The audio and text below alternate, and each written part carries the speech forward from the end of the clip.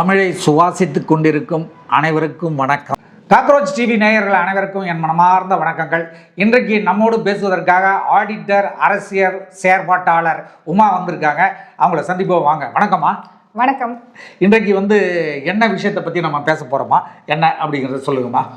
இன்னைக்கு நம்ம எடுத்திருக்கிற டாபிக் குதிரை பேரம். குதிரை பேரம் அருமையான விஷயமா.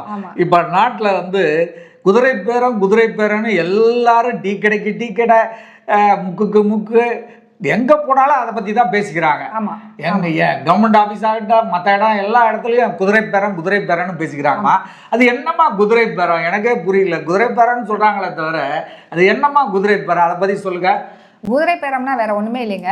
18ஆம் 19ஆம் நூற்றாண்டுல அந்த காலத்துல நம்மளுக்கு இந்த குதிரைகளை வாங்கி விற்கிறதுல ஒரு குதிரையோட தரத்தை பிரிச்சு பார்ப்போம்.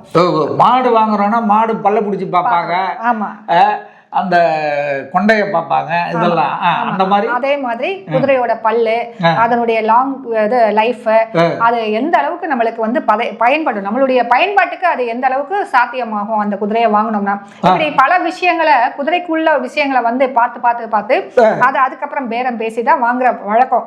இது எங்க இருந்து வந்ததுன்னா 18ஆம் நூற்றாண்டு நீங்க கணக்கு வச்சுக்கோங்க. 19ஆம் நூற்றாண்டு இன்னைக்கு தேதியில வேற இது இருக்கு. அன்னைக்கு தேதியில போர் தொழில் முதற்கொண்டு எல்லாமே குதிரையை வச்சுதான் நம்ம எல்லா விஷயத்தையும் பார்ப்பாங்க. சரி, குதிரை நீங்க சொன்ன மாதிரி ஆடு மாடு கோழி எல்லாமே வாங்கி விற்கிறாங்க. ஏன் அதெல்லாம் இல்லாம குதிரை பேரம்? இதுக்கு ஒரு முக்கியமான காரணம் இருக்கு. நம்மளுடைய இந்திய அரசியலமைப்பு சட்டம் என்பது பிரிட்டிஷ் நாடாளுமன்ற முறையாக அதன் வழியாக வந்ததுனால எல்லாத்துக்கும் புரியுற விதத்துல அந்த குதிரை பேரம்ன்ற சொல்ல நம்ம பயன்படுத்திக்கிட்டு இருக்கோம். பிரிட்டிஷ்க்கு இந்த குதிரை பேரத்துக்கு என்ன சம்பந்தம்? ஏன்னா நாம பயன்படுத்துறது அந்த காலத்துல நம்மள ஆண்டவங்க. அவங்க சரி, அந்த ஆளும் போது அவங்களுடைய நாடாளுமன்றம் இன்னைக்கு இருக்கிற இந்த அரசியலமைப்பு சட்டமும் சரி, இந்தியாவை ஆட்சி புரிகிற அந்த கான்ஸ்டிடியூஷன் அமைப்பு எல்லாமே பிரிட்டிஷ் நாடாளுமன்ற அமைப்பை தழுவி அரசியல் அமைப்பு முறைப்படி வந்தது. சோ இது ஈஸியா ரிலேட் ஆகுறதுனால அந்த குதிரை பெயரத்தை நாம எடுத்து இந்த இதை நம்ம வச்சிருக்கோம். இதுதான் இதனுடைய சின்ன வரலாறு பின்னணி. சரிங்க. இப்ப குதிரைக்கு வாங்குறதுக்கு தான் அந்த பேரம் பேசி வாங்கினாங்க. அதை ஏங்க அரசியல் எம்எல்ஏ எம்பி எல்லாம் கட்சி மாறும்போது குதிரை பேரத்தில் வாங்கிட்டாங்க, குதிரை பேரத்தில் பண்ணிட்டாங்க அப்படின்னு சொல்கிறாங்க. தமிழ்நாட்டில் பார்த்தீங்கன்னா இந்த குதிரை பேரன்றது யாருக்குமே தெரியாமல் இருந்தது. இப்போ சமீப காலமாக எங்கே பார்த்தாலும் இதே தான் இருக்குது. அது என்னம்மா, அது ஒரு பெரிய இதாக இருக்கு. முக்கியமான கேள்வி. இந்த விஷயத்தை பற்றி நிறைய பேருக்கு புரிதல் இல்லாமல் குதிரை பேரமா ஈஸியாக ரிலேட்டட் பண்ணி ஒரு அரசியல் விஷயமா இதை மாற்றிக்கிட்டு இருக்கிறாங்க. இது அரசியல் விஷயம் தான், அதில் இது மாற்று கருத்தே இல்லை. இந்த குதிரை பேரத்தோட ஒரு அரசியல்வாதியை ரிலேட் பண்ணி, அதாவது மக்களால் தேர்ந்தெடுக்கப்பட்ட ஒரு சட்டசபை உறுப்பினரோ இல்ல பாராளுமன்ற உறுப்பினரையோ ரிலேட் பண்ணி பேசுறாங்க. ஏன் பேசுறாங்கன்னா, இது வரைக்கும் நீங்க பாத்தீங்கன்னா சுதந்திர இந்தியாவுல கிட்டத்தட்ட ஒரு 10 வருட காலத்துக்கு முன்னாடி வரைக்கும் இந்த குதிரை பேரம்ன்ற விஷயம் எந்த ஒரு மாநிலத்திலும் பரவலா ரொம்ப அதிகமா பேசப்படல. இன்னைக்கு காலகட்டத்துல முதல் முறையாக தமிழ்நாட்டுல இத்தனை வருட கால சட்டசபை பேரவையில இந்த குதிரை பேரம் இப்போதான் பேசப்பட்டுக்கிட்டு இருக்கு. அதுவும் முதல் முறையாக மட்டும் இல்லாம அரசியல் உலக தமிழ்நாடு அரசியல் உலகத்துல அரசாங்கத்துல இது முதல் முறையாக பிரபலமாக தொடர்ந்து நடந்துகிட்டு இருக்கு. இந்த விஜய் அரசாங்கம் அமைஞ்சதுல இருந்து இது நடந்துட்டு இருக்கு. ஏன்னா எம்எல்ஏவை இழுக்கிறாங்க, எம்எல்ஏ வேற கட்சியில இருக்கவங்க அங்க போறாங்க, அது அவங்களா போறாங்க, ஆனா அதை இழுக்கிறாங்கன்றாங்க. அதை இழுக்கிறதால குதிரை பேரன்னு ஆயிடுச்சா? இல்ல, அப்படி சொல்ல முடியாது. இதுக்கு ஒரு முக்கியமான விஷயம் இருக்கு.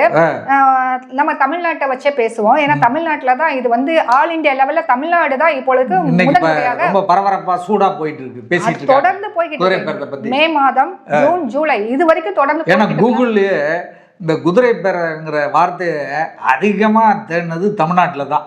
ஆமா ஆமா. ஏன் சொல்றேன்னா, ஏன் தமிழ்நாடு இதை வச்சு சொல்றேன்னா, இப்ப நடந்து முடிந்த சட்டசபை தேர்தல் இருக்கு இல்லையா, அதுல பெரும்பான்மை யாருக்குமே கிடைக்கல. ஆமா ஆமா ஆமா. அதிக இடம் விஜயோட டிவிக்கு 108 கிடைச்சது. ஆனாலும் பெரும்பான்மை கிடைக்கல. பெரும்பான்மை இல்ல, பெருவாரியான இடங்கள்ல தாவேகா தன்னுடைய தக்க வச்சுக்க. அதுக்கு மற்ற கட்சிகள் எல்லாம் சப்போர்ட் பண்ணி ஆட்சி அமைச்சிட்டாங்க, நடந்துட்டு இருக்கு. அதுதான் எப்படின்னு ஒரு கேள்வி இருக்கு. ஏன்னா நீங்க பாத்தீங்கன்னா, அதாவது திரு விஜய் அவர்கள் அன்னைக்கு பெருவாரியான இடங்களை பிடிச்ச உடனே எங்களுக்கு 107 இடங்கள் இருக்குது, அதனால எங்களுக்கு ஆட்சி அமைக்க உரிமை கோரி வந்து நம்மளுடைய ஆளுநரை சந்திச்சாங்க. கிட்டத்தட்ட 3 முறை சந்திச்சாங்க. அப்ப முதல் முறையாவே என்ன சொல்லிட்டாரு ஆளுநர் அவர்கள், என்ன சொன்னாருன்னா, இங்க உங்களுக்கு பெரும்பான்மை கிடைக்கல, நீங்க பெரும்பான்மைக்குரிய லிஸ்ட்டை கொடுத்துட்டு நீங்க ஆட்சி அமைங்க, அதை ஃப்ளோர்லயும் நிரூபிக்கணும் அப்படின்னு சொன்னாங்க. முதல் முறை மறுக்கப்பட்டது, 2ஆம் முறை இதே போலதான் மறுக்கப்பட்டது. 3ஆம் முறை என்ன செய்யறாங்கன்னா, இவங்க அதாவது நம்மளுக்கு எத்தனை பேர் வேணும், 118 வேணும், 118 வேணும், 117 இருந்தா அது ஈக்குவலா இருக்கும், 118 இருந்தா அது பெரும்பான்மையாக மாறும், 118 எம்எல்ஏக்களை வைத்து கொண்டுதான் ஆட்சி அமைக்க முடியும். அந்த லிஸ்ட தயார் பண்ணிட்டு போய் கொடுக்குறாங்க. அப்ப இந்த 116, அதாவது 106 வச்சிருக்கிறவங்க எப்படி 118 வந்து 107 வச்சிருக்கிறவங்க எப்படி 118க்கு வர முடியும்ன்றது அந்த இடத்துல ஒரு கேள்வி இருக்கு இல்லையா? அததான் ஆளுநர் அவர்கள், இது குதிரை பேரம் நடக்கிறதுக்கு நிறைய வாய்ப்புகள் இருந்திருக்கிறது என்று எனக்கு அச்சமாக உள்ளது, எனக்கு ஐயப்பாடு உள்ளது, அதனால ஆட்சி அமைக்க உரிமை கோர முடியாது அப்படின்னு சொல்லி மறுபடியும் திருப்பி அனுப்புறாங்க. அங்க ஒரு விஷயம் நடந்தது. ஏன் சொல்றேன், இவ்வளவு டீட்டெயிலா சொல்றேன்னா, இந்த குதிரை பேரம் எப்படி ஒரு எம்எல்ஏவோட ரிலேட் ஆகுது அப்படின்ட்டு. அன்னைக்கு நைட்டே பார்த்தோம்னா அமமுக கட்சி நிறுவனர் தினகரன் ஐயா அவர்கள் வந்து நேர ஆளுநர் மாளிகை போறாரு. அங்க போய் தன்னுடைய மன்னார்குடியில ஜெயிச்ச எம்எல்ஏ, தன் கட்சியினுடைய எம்எல்ஏவை காணவில்லை, குதிரை பேரம் நடந்திருக்கிறதா எனக்கு சந்தேகம் வருது, நீங்கள் இதை ரிப்போர்ட்டாக எடுத்துக்கிட்டு இதுக்கு தக்க நடவடிக்கை எடுக்கணும்னு சொல்லி ஒரு ரிப்போர்ட்டை கொடுக்குறாரு. சோ இதெல்லாம் நடக்கும் போதுதான் நம்மளுக்கு தெரியுது, பெருவாரியான இடங்களை பிடித்தவர்கள் தங்களுடைய பெரும்பான்மையை நிரூபிப்பதற்காக மாற்று கட்சியிலிருந்து சில எம்எல்ஏக்களை விலைக்கு வாங்குவார்கள். 2 விதத்துல அதை வந்து விலைக்கு வாங்குவாங்க. ஒன்னு வந்து உங்களுக்கு அமைச்சர் பதவி கொடுக்குறேன் அல்லது இவ்வளவு அமௌண்ட் கொடுக்குறேன் அப்படின்னு சொல்லிட்டு ஓப்பனாவே பேசி அவங்கள தன்னுடைய ஓப்பனா வெளிப்படையா பேச மாட்டாங்க. இந்த பேரங்கள் எல்லாம் ரகசியமா தான் நடக்கும். குதிரை வாங்கும்போது கூட வந்து துண்டு கிண்டு போட்டு கையை விட்டுக்கிட்டு தான் வந்து வரலை பிடிச்சா இதை பிடிச்சா 10,000 30,000 40,000 மாடு விலை பேசுற மாதிரி தான் குதிரைக்கும் பேசுவாங்கன்னு கேள்விப்பட்டிருக்கேன். அந்த மாதிரி ரகசியமா பேசுவாங்க, யாருக்கு தெரியாது, ரகசியமாக பேசுவாங்க. ஆனா அது வந்து சட்டத்திற்கு புறம்பான ஒன்று, சட்டத்திற்கு புறம்பான, யாருக்கு தெரியாம ரகசியமா பேசுறாங்க. ஆமா, அது மாற்று கட்சியில இருந்து மாற்று கொள்கையை வைத்து ஜெயித்த ஒரு சட்டசபை உறுப்பினராக வந்திருக்கக்கூடிய ஒரு புதிய எம்எல்ஏவை அவர்கள் இவ்வளவு கொடுக்கிறேன் என்று ஒரு பேரம் பேசி, ஆமா, அவங்களுக்கு வந்து மாற்று எதிர்கட்சி கூட்டணியில இருந்து வர்றவங்களுக்கும் இத்தனை வருஷமா நம்ம தமிழ்நாட்டில் நம்ம மினிஸ்டரே ஆக முடியல, அது ஒரு சான்ஸ் கொடுக்குறாரு, போயிடுவோம் அப்படின்னு தான் வந்திருப்பாங்க. ஆமா, நிறைய பேருக்கு அந்த எண்ணம் இருக்கும். ஏன்னா அரசியலுக்கு வர்றவங்கலாம் எல்லாரும் வந்து மக்களுக்கு சேவை பண்ணணும், மக்களுக்கு உழைக்கணும்னு யாரும் வர்றது கிடையாது. அரசியலுக்கு வந்தால் மந்திரி ஆகலாம், பெரிய வசதி ஆகலாம் அப்படின்னு தானே வர்றாங்க. இன்னைக்கு நாட்டில் இருக்கிற, நம்ம நாட்டில் அரசியல்வாதி, உலக நாட்டில் இருக்க எல்லா அரசியல்வாதியும் அப்படிதான் வர்றாங்க இல்லையா? அது வர்றாங்க. ஆனா பெரும்பாலும் இப்படிதான் இந்த காலத்துல இருக்கிறாங்கன்றத நான் சொல்றேன். அதாவது சுயநலம் இல்லாத அரசியல் தலைவர்களும் இருக்கிறாங்க, அதே நேரத்துல இப்பேற்பட்ட அரசியல் பேரங்கள் வந்து சுயநலத்தோட கொஞ்சம் பொதுநலம் இருந்தா கூட பரவாயில்ல, வெறும் சுயநலமே மொத்த உருவாதான் இன்னைக்கு இருக்கிற அரசியல்வாதிகள்லாம் இருக்காங்க. அப்படிதான் இந்த காலகட்டம் கொண்டு போய்கிட்டு இருக்கு. அதனால அந்த தவறை சுட்டி காட்டி தான் வந்து ஆளுநர் வந்து அன்னைக்கு இளைஞர்கள் கையில தான் எதிர்காலமே இருக்குன்னு சொல்றோம். ஆனால் இளைஞர்கள் எல்லாரும் வந்து இன்னமும் வந்து அந்த தூய்மையான எதிர்காலத்தை கொண்டு வர்றதுக்கு முயற்சிக்கல, இல்லை முயல்ல அப்படின்னு தான் சொல்லலாம்.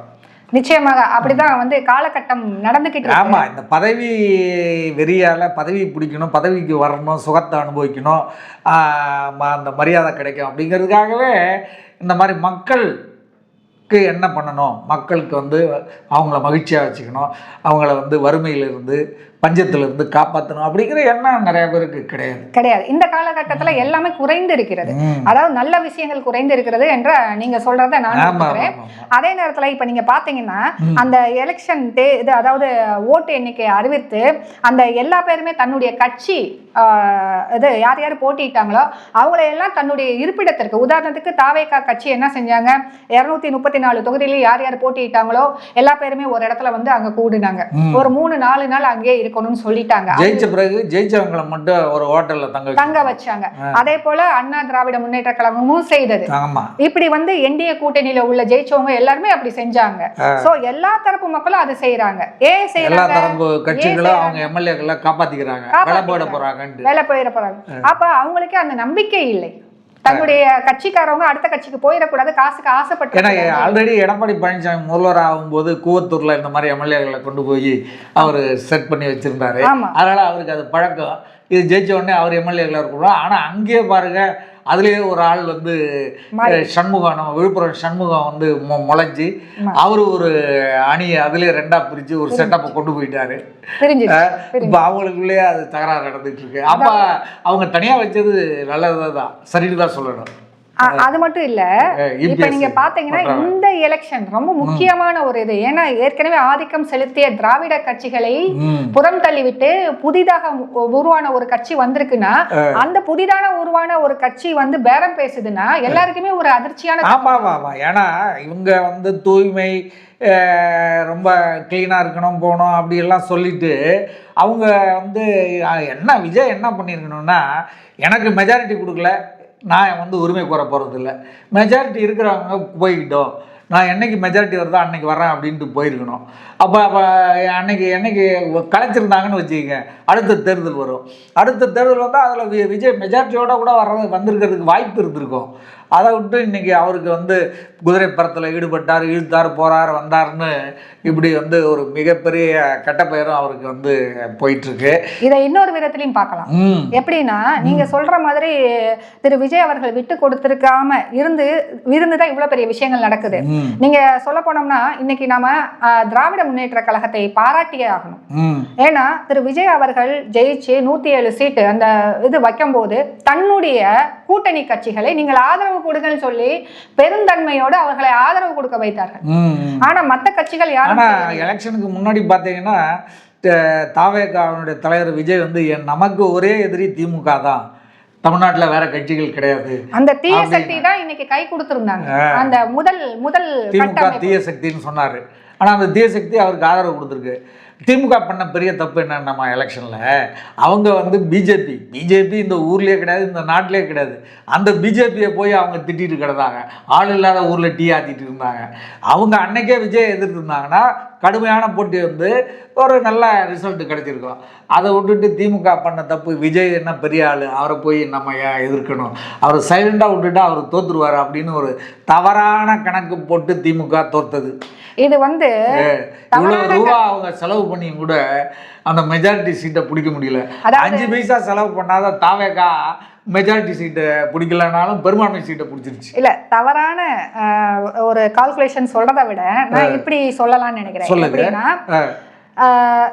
தவறான கால்குலேஷன் சொல்றதை விட ஒரு தவறான அதிர்ச்சிகரமான தகவல் அப்படின்றத வந்து இன்னமும் நிறைய பேர் வரலாற்று அதிர்ச்சி அப்படின்றது வந்து இன்னமும் இருக்கு நிறைய. ஒரு விதத்துல வந்து இந்த வெற்றி, விஜயுடைய வெற்றியை நம்ம பாராட்டணுமா? செலவு இல்லாம அவருடைய முகத்துக்காக மட்டுமே ஓட்டு வாங்கி இவ்வளவு பேரை கொண்டு வந்திருக்காருன்றது பாராட்ட வேண்டிய விஷயம். அது அதிமுக ஆகட்டும் திமுக ஆகட்டும் பல ஆயிரம் கோடிகளை செலவு பண்ணி அவங்க மெஜாரிட்டி சீட்டை பிடிக்க முடியல. ஸோ பணம் இல்லாம இவங்க ஜெயிச்சிருக்காங்க. அந்த பணத்தெல்லாம் வச்சு நாட்டு மக்களுடைய வளத்துக்கு வளர்ச்சிக்கு செலவு பண்ணியிருக்கலாம். நிச்சயமாக. இப்ப வந்து இது அது மட்டும் கிடையாது, இதுல முக்கியமான வீட்டு வரி ஏத்துறாங்க, கரண்ட் பில்லு ஏத்துறாங்க, இப்படி எல்லா வரியும் ஏத்திக்கிட்டே இருக்காங்க. இந்த வரிகள் ஏத்தாம இருந்தாலே மக்களுக்கு வந்து ஒரு நியாயமா சுமூகமா இருக்கும், மக்கள் கஷ்டப்படாம வாழ்வாங்க. இப்போ இதெல்லாம் பண்ணுறதால தான் அவங்க வந்து இதுக்கெல்லாம் எதுக்கு ஏற்றுறாங்க, அவங்க அரசியல்வாதிகள் பணத்தை சம்பாதிக்கிறதுக்காக பல திட்டங்கள் போடுறாங்க. திட்டத்துக்கு பணம் வேணும்னா இப்படி நம்ம மேலெல்லாம் வரியை போட்டு கொண்டு போய் கஜானாவுக்கு அதில் இருந்து அவங்க சுரண்டுறாங்க. ஸோ இப்படியெல்லாம் பண்ணாமல் இருந்திருந்தால் இந்த மாதிரி மக்கள் கஷ்டப்பட மாட்டாங்க, நீட்டான ஆட்சிகள் வரும். விஜயனுடைய ஆட்சி வந்து க்ளீனாக இருக்குன்னு தான் மக்கள் ஓட்டு போட்டாங்க. இந்த குதிரை பேரங்கிற விவகாரம் நடக்கிறதால அவர் மேலேயும் இருக்கிற நம்பிக்கை இப்போ மக்கள் கிட்ட கொஞ்சம் குறைஞ்சிட்டு வருதுன்னு எல்லாரும் சொல்கிறாங்க. அது எந்த அளவுக்கு உண்மைன்னு தெரியல. அது போக போக அவருடைய ஆட்சி எந்த அளவுக்கு நடந்துக்குது அப்படிங்கிறத பொறுத்து தான். ஏன்னா இந்த குழந்தைகள் பிறந்தா ஒரு பவுன் வந்து அவர் போடுறது வந்து தாய்மாமன் சீருன்னு பண்ணியிருக்காரு. அது நல்ல விஷயம்தான், பாராட்ட வேண்டிய விஷயம்தான். அது அபரிமிதமான ஒரு வருவாய் அரசாங்கத்தில் இருந்து கஜானாவில் இருந்தால் அது பண்ண வேண்டியதுதான். ஏன்னா அவருடைய கூட்டணி கட்சியில் இருக்கிற கட்சியினுடைய தலைவர் திருமாவளவனே வந்து மந்திரி சபையில் இடம்பெற்ற திருமாவளவனே வந்து சொல்லிட்டாரு, இது தேவையில்லாத விஷயம், இந்த காசை வச்சு மருத்துவமனைகளை சீரமைக்கலாம். மருத்துவமனைகளை டாக்டர் நிறைய டாக்டர்ஸ் வந்து பற்றாக்குறை இருக்குது, அதை போடலாம். நர்ஸு பற்றாக்குறை இருக்குது, அதை செய்யலாம். மருத்துவமனைகள் இல்லாமல் இருக்குது, அதை வந்து கட்டலாம். அதெல்லாம் விட்டுட்டு இதை பண்ணுறது வந்து கொஞ்சம் மிகையானது, அதிகப்படியானது, தேவையில்லாததுங்கிறதே சொல்லிட்டாரு. அதையே விஜயம் வந்து பண்ணியிருக்கணும். ஏன் பண்ணலன்னு தெரில. இனி போக போகவாது அவருடைய திட்டங்கள் நலன்கள் எல்லாம் வந்து மக்களுடைய நலன், அதாவது நீண்ட கால நன்மையாக இருக்கணும். இன்றைக்கி அவங்களுக்கு வந்து 5000 கொடுக்குறது, 2000 கொடுக்குறது, 3000 கொடுக்குறது, மோதிரம் கொடுக்கறது, தாலிக்கு தங்கம் அது இதுன்னு கொடுக்கறது வந்து இன்றைக்கு அவங்களுக்கு வேணால் அது வந்து குஷியாக இருக்கலாம், நல்லா இருக்கலாமே தவிர எதிர்கால நாட்டுக்கு வந்து அதெல்லாம் நல்லதே இல்லை. அதை வந்து புரிஞ்சுக்கிட்டு அவங்க வந்து இந்த குதிரை பேர அரசியல் இல்லாத பண்றாங்க. இல்ல குதிரை பேரம் மட்டும் நம்ம சொல்ல முடியாது, பல விஷயங்கள் இருக்கு. ஆனா அவங்க பண்ணணும். ஸோ இந்த குதிரை பேரம் அப்படிங்கிறதுக்கு ஒரு நல்ல விளக்கத்தை நீங்க கொடுத்தீங்க. இன்னும் இருக்கு, சொல்லுங்க. அதாவது குதிரை பேரம் வந்து முதல்ல கையில் எடுத்தது யாருமே கிடையாது. இவங்க வந்து திராவிட முன்னேற்ற கழகம் தன்னுடைய கூட்டணி கட்சிகளை ஆதரவு நீங்க கொடுத்துக்கலாம், அதுக்கு நம்மளுடைய கூட்டணி தரப்புல இருந்து எந்த ஒரு எதிர்ப்பும் வராது, அவர் ஆட்சி செய்யட்டும், 6 மாத காலம் முடியட்டும் அப்படின்னு சொல்லிட்டு அவங்க ஒரு நிலைப்பாடு எடுத்தாங்க. அது ஆரம்பத்துல அவங்களுக்கு மிகப்பெரிய இதா இருந்தது. ஏன்னா அவங்களுக்கு தேவை அடுத்த 10 நபர்கள் தேவை. அது கரெக்டாக அமைஞ்சு 118 வந்தது. ஆனால் அதன் பிறகுதான் நடந்தது கலாட்டாவே. சோ இதுக்கப்புறம் பார்த்தோம்னா அதிமுகல இருந்து சில நபர்கள் பிரிந்து தாவேகாவோடு சேர்ந்தார்கள். இப்படி பல கூட்டணிகள் பல கட்சிகளோட இருந்தும் அவர்களுடைய நிலைப்பாடு சரியில்லாததால் அந்த கொள்கையை விட்டு கொடுத்துட்டு அந்த கூட்டணியிலிருந்து விலகி வந்து இவங்ககிட்ட கூட சேர்ந்துட்டாங்க. இதுல இன்னொரு ட்விஸ்ட் இருக்கு. தாவேகால இருந்து சில எம்எல்ஏக்களை விலை கொடுத்து வாங்குவதற்காக ஒரு சில கட்சிகள் முயற்சி செஞ்சிருக்கிறாங்க. இப்படியும் ஒரு நிலைப்பாடு இப்ப இன்னைக்கு தேதி வரைக்கும் பேசப்பட்டுக்கிட்டு இருக்கு. சோ இதுல சரி ஏங்க இந்த கட்சி வந்து ஒரு கட்சி கொள்கையில இருந்து ஜெயிச்சு வந்த ஒரு எம்எல்ஏ இன்னொரு கட்சிக்கு தாவணும், அப்ப இதனுடைய தாக்கம் என்ன, இதனுடைய வரலாறு என்ன, இது என்ன, அது குதிரை பேரம்னா ஏன் இவ்வளவு பெரிய விஷயமா பேசுதுன்னா நம்மளுடைய இந்திய ஜனநாயகம் என்பது மிக சிறப்பாக மக்களாட்சியை அடிப்படையாக கொண்டதுங்க. இந்த மக்களாட்சியில மக்களால் தேர்ந்தெடுக்கப்பட்ட பிரதிநிதிகள் தான் இந்த எம்எல்ஏக்கள் எம்பிக்கள் எல்லாருமே. இந்த எம்எல்ஏக்கள் எப்படி ஒரு இந்திய பிரஜை தேர்ந்தெடுக்கிறாங்கன்னா அவருடைய கொள்கை, அவருடைய சித்தாந்தம், அவர்கள் சார்ந்து இருக்கும் அந்த தலைவன், அந்த தலைவனுக்குரிய பண்பு, அவர் அந்த வழியில நடந்து போறது எல்லாத்தையுமே பார்த்துதான் ஒரு இந்திய பிரஜை வந்து அவருக்கு ஓட்டு போடுவார். ஆனா இந்த எம்எல்ஏ ஓட்டு வாங்கி ஜெயிச்சதுக்கு அப்புறம் இன்னொரு சித்தாந்தத்தை கொண்ட ஒரு கட்சியில போய் சேரும் போது அங்கே இந்திய பிரஜையான அந்த ஓட்டு போட்டவருக்கு என்ன மதிப்பு இருக்கு அப்படின்றது ஒரு கேள்வி. இதுதான் நம்மளுடைய அடிப்படை கேள்வி. ரெண்டாவது விஷயம், இவர் இப்படி இங்க இருந்து கட்சி தாவறது ஒரு நிலையற்ற தன்மையை ஒரு மக்கள் ரெப்ரசன்டேட்டிவ் கொண்டிருக்கிறார் அப்படின்ற அடுத்த ஒரு விஷயம். அதுக்கப்புறம் இன்னும் சொல்ல போனோம்னா இவர் பங்கு பெறும் அந்த அமைச்சரவை ஒரு நிலையில்லாத தன்மையை தான் இருக்கும். நாளைக்கு இன்னொருத்தவர் வந்து அந்த இடத்துல இன்னொரு வாய்ப்பு கொடுக்குறேன்னா அவர் அங்கிருந்து அங்க போவார். இப்பேற்பட்ட ஒரு நிலையற்ற தன்மை என்ன ஆகும்னா நிலையற்ற அரசாட்சியை உருவாக்கும், நிலையற்ற மக்களாட்சியை உருவாக்கும். இதனால இந்த ஜனநாயகம் வீழும். இந்த ஜனநாயகத்தினால மக்களுக்கு மிகப்பெரிய பாதிப்பு ஏற்படும். இதுதான் பேசுறது. இப்ப நான் சொன்ன மாதிரி ஒருத்தவருக்கு பதவி கொடுக்குறாங்க, ஒருத்தவருக்கு பணம் கொடுக்குறாங்க, அதனால அவங்க கட்சியில போய் சேர்றாங்க. இன்னொரு விதத்திலையும் இதை நடத்துவாங்க குதிரை பேரத்தை. எப்படின்னா இது முதல் வகை. ரெண்டாவது வகை எப்படி நடத்துவாங்கன்னா அவர் மேல இருக்கிற ஊழல், கடந்த கால ஆட்சியில இல்ல கடந்த காலத்துல அவர் மேல போடப்பட்ட ஊழல் கேசுகளை முன்னிறுத்தி பயமுறுத்தி அவங்க கட்சியில சேர்த்துக்குவாங்க. சோ 2 விதத்துல இப்ப வந்து கடந்த அவங்க பயமுறுத்தி சேர்க்கலனா கூட இவங்களே போய் நம்ம மேல இருக்கிற கேஸை வந்து இந்த கவர்மெண்ட் சிவியரா நடத்தி ஆக்ஷன் எடுக்க கூடாது, நம்ம பிசினஸ் எல்லாம் வந்து தடுத்துடக்கூடாது, நம்ம பிசினஸ் கெட்டு போயிடும், சமாளிக்க முடியாது அப்படிங்கிறதுக்காகவும் இவங்க போவாங்க. அதுதான் இப்ப நடந்துகிட்டு இருக்கு. அது போக போகதான் அவங்களெல்லாம் எப்படி விஜய் ஹேண்டில் பண்ணுவார் அப்படிங்கிறத பொறுத்து தான் அவருக்கு பேர் கிடைக்கும். அது மட்டும் இல்ல, திரு விஜய் அவர்கள் மட்டும் ஹேண்டில் பண்ற விதம் இல்ல, மக்கள் இனிமேல் இந்த கட்சி தாவரவங்களை எப்படி ஹேண்டில் பண்ண போறாங்க அது ஃபியூச்சர்மா. இப்போதைக்கு இவங்க கட்சிக்கு வந்தவங்களுக்கு அவங்களுக்கு முக்கியமான பதவி அது இதெல்லாம் விஜய் கொடுத்தாங்கன்னா அவருக்கு பேர் கெட்டு போயிடும். இல்ல இன்னொரு விஷயம் நம்ம இங்க பேச மறந்துட்டோம், நான் அதை எடுத்து தரேன். எப்படின்னா இப்ப கட்சி தாவிட்டாங்க, அப்ப நாங்க போட்ட ஓட்டு வந்து இவருக்கு வந்து ஒரு பதவியை கொடுத்துருக்கு, இவர் கட்சி அது இடைத்தேர்தல்ல மக்கள் வந்து முடிவு பண்ணி அவங்க ஓட்டு போடணும். இல்ல கான்ஸ்டிடியூஷன் பிரகாரம் அவரது இப்ப கட்சி தாவரவங்களோட பதவி செல்லுபடியாகுமா, அதுதான் இங்க பெரிய இல்ல அது வந்து கட்சி வந்து தாவும் போது ராஜினாமா பண்ணிட்டு போறதால அவங்களுக்கு வந்து அந்த கட்சி தாவல் தடை சட்டம் வந்து நிச்சயமாக அமலாகாது. அவங்க வந்து எம்எல்ஏ பதவியை ராஜினாமா பண்ணிட்டு அதுக்கு பிறகுதான் அவங்க வேற கட்சியில போய் சேர்றாங்க வெறும் ஆளா. கண்டிப்பா. அதனால வந்து அவங்களுக்கு பிரச்சனை வராது. ஏற்கனவே அதிமுக எம்எல்ஏக்கள் போகும்போது கட்சி தாவலுக்கு தாவிட்டாங்கன்னு அவர் எடப்பாடி பழனிசாமி சபாநாயகர்கிட்ட கடிதம் கொடுத்துருந்தாரு. அப்போதான் இது வர்றதுக்கு வாய்ப்பு இருந்தது. அப்புறம் அவங்களே வந்து இல்லை நாங்கள் போகல உங்க கூட தான் இருக்கோன்னு சொன்ன உடனே அவர் அந்த லெட்டரை வாபஸ் வாங்கிட்டாரு. வாபஸ் வாங்கினதால இவங்க ஒவ்வொருத்தராக ராஜினாமா பண்ணிட்டு போகிறாங்க. இது வந்து எடப்பாடி பழனிசாமியை அவங்க வந்து அவருடைய கணக்கு தப்பா போச்சு அப்படிங்கிறது தான் நம்ம பார்க்கணுமே தவிர இதனால அது கட்சி தாவல் சட்டம் வராது. இன்னொரு இதில் முக்கியமான விஷயம் நம்ம பேசணும். குதிரை பேரம் பேசும்போது சரி இது ஏங்க இப்போ தமிழ்நாட்டில் இவ்வளோ பெரிய விஸ்வரூபம் எடுத்திருக்குன்னா கடந்த 10 ஆண்டுகளில் இந்தியா முழுவதும் விஸ்வரூபம் எடுத்திருக்கு. லோட்டஸ் ஆப்ரேஷன் ஒரு விஷயம் நம்ம இங்கே தென் பகுதியில் வந்து நம்ம கேள்விப்பட்டிருக்க மாட்டோம். வடநாட்டில் வந்து கேள்விப்பட்டிருக்கோம். 28 மாநிலத்தில் பெரும்பான்மையான மாநிலங்களில் இன்னைக்கு தேதியில் குதிரை பேரம் மிக அருமையாக நடக்குது. கடைசி விஷயத்துல வந்து நான் கொண்டு வரேன். சமீபத்தில் ராஜ்யசபா உறுப்பினரான ஆம் ஆத்மி பார்ட்டியை சேர்ந்த ஒரு 10 பேர்ல 7 பேர் வந்து கட்சி மாறி இருக்கிறாங்க. சோ அது பார்க்கும்போது அது வந்து குதிரை பேரமா தெரியலையா அப்படின்ற ஒரு கேள்வி. இதெல்லாம் வந்து உதாரணமா சொல்றேன். இதற்கு முன்னாடி மேற்கு வங்கத்திலயும் அதே மாதிரி கட்சி மாறுறாங்க. இப்படி பாரதிய ஜனதா வந்து குதிரை நடத்துறங்கிறது அந்த லோட்டஸ் ஆபரேஷன். ஆமா அது வந்து இப்போ தாமரை ஆபரேஷன் தாமரை ஆபரேஷன் கடந்த 10 வருடங்களாக நடக்குது. இது எல்லாருக்குமே தெரிந்த இந்தியா முழுவதும் தெரிந்த ஒரு விஷயம். அதை தான் நம்ம பேசுறோம். அது போக எல்லா கட்சிகளும் தன்னுடைய கட்சி நலனுக்காக இந்த குதிரை பேரத்தை பேசிக்கிட்டு தான் இருக்கு. காங்கிரஸும் பண்ணிருக்கு. ஆனா பெரிய அளவுல இது இப்படி நடந்த மாதிரி கடந்த 10 வருடங்களாக இன்னைக்கு தேதி வரைக்கும் நடந்த மாதிரி இதற்கு முன்னாடி உள்ள இந்திய அரசியல்ல ஒரு காலகட்டத்தில் எப்பயுமே நடந்தது இல்லைன்றத நான் முன்வைக்கிறேன். கர்நாடகத்துல இருந்து மகாராஷ்டிரால இருந்து மத்திய பிரதேசம் அருணாச்சல் பிரதேசம் இப்படி பல பகுதிகளில் குதிரை பேரம் நடந்துகிட்டு தான் இருக்கு.